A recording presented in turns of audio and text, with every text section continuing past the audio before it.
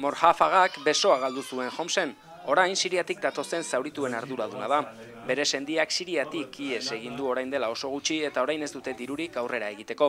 Emazteak ez du iraultzari buruz hitz egiten, orain Sunien eta Al-Assad presidentaren sektako alauien arteko gudua da.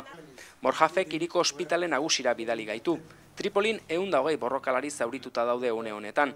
Hassanek eskua mugitzen du berriro, azken 2 hilabeteotan 6 ebakuntza egin dizkiote.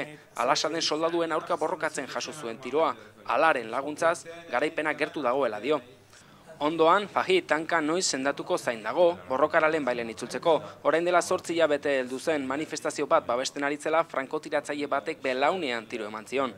Suniak gehiengoa dira Libano iparraldean eta iraultza babesten dute. Kaleetan gerra santuaren bandera beltzak daude, baita jihaderako deia zabaltzen duten argazkiak ere. Tripoli hiria da erreboltarien babeslekua Libano iparraldean, bertan garbiak dira gerraren aztarnak.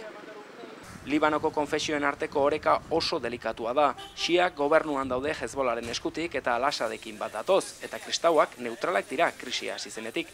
Adituek gerra aurki piztuko dela diote. Bitartean, Tripoli Siria liberatuaren beste hiria bilakatu da.